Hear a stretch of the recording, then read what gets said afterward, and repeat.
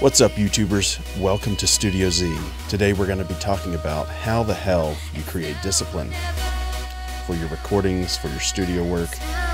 How the hell you create discipline, because it's so much fun.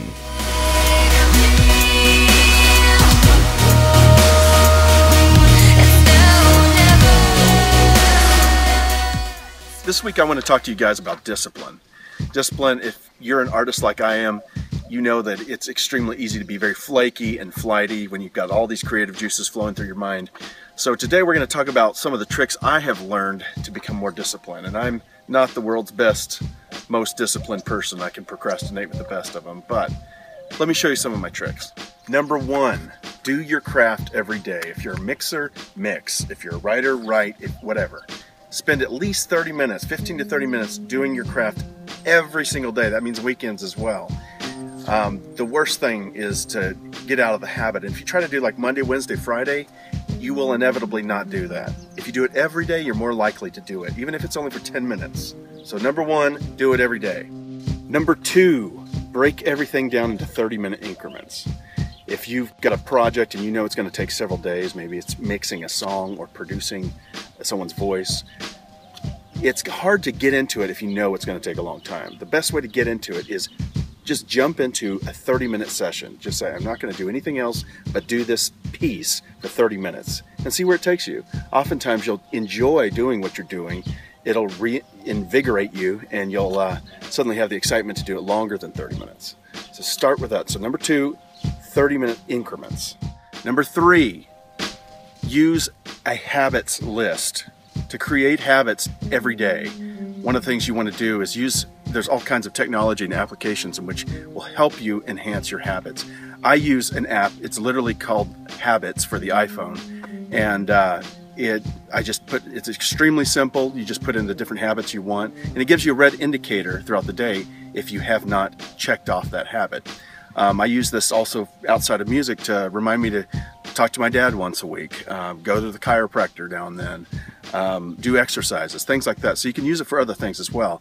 The trick though is keep it simple. Don't make your habit list very long. If you have 1,000 things in your habit list, you're inevitably not going to want to open it because it's going to be intimidating and daunting. If you have just a couple, 2 or 3 different items in that thing, it can really help you get in the habit, especially if you're trying to work every single day, like in number one. Number four is track your time. There's an app called Rescue Time that you can get. It's free. I think there's a professional version as well you can purchase, but the basic version you download to your computer. It's one of those, you install it, you run it, and you forget about it, and it tracks how much time you're spent in each application, whether it's Safari, Messages, and it can even track some of the websites, like social media websites, Twitter, Facebook, but it also tracks your music software. So at the end of the week you'll get a report, or anytime you log in, and it'll show you how much time you've been spending basically toward your creative goals. This is awesome because it can also track, if you're working for an artist, it can track how much time you've been actually spending on their project. So check it out. Tracking your time is an incredible way of making sure that you're on task. Number five, turn off social media. Completely get out of Facebook, get out of Twitter, get out of YouTube, get out of all your social media.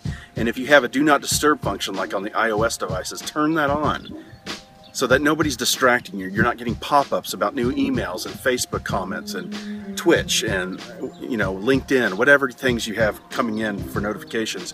You don't need to be distracted by that. In fact, it might even be good to tell people, if you are working out of a house or studio, to say, hey, I need 30 minutes to an hour of totally clear time, which I'm uninterrupted.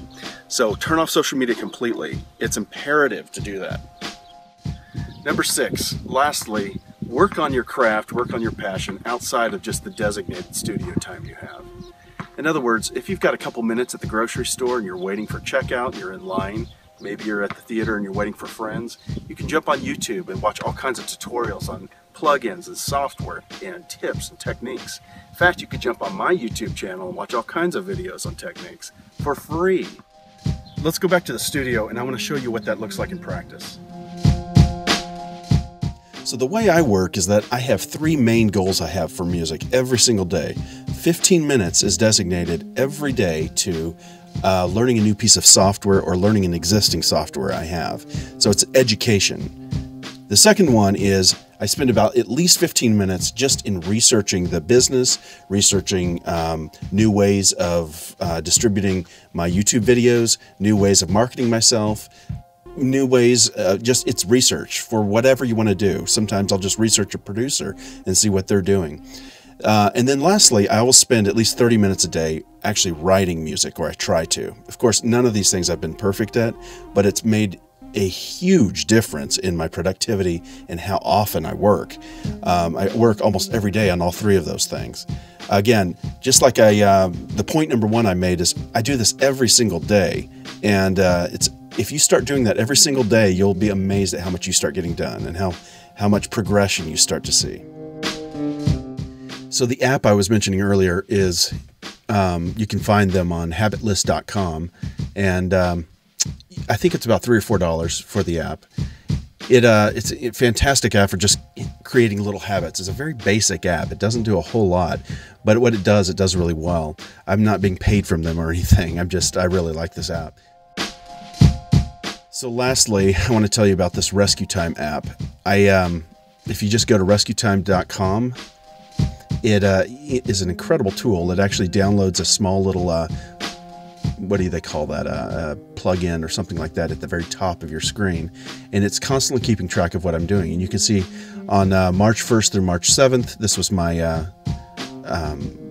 for the week, I had 38% design and composition. That's 13 hours of composition. That's it for this week. Thanks so much for listening. If you've made it this far, please subscribe and like this video. Please let me know if you have any comments or tips in which really have helped you out. I'm dying to know how you guys work and what disciplines you've had to come up with. As always, stay frosty, keep writing, and we'll see you next week.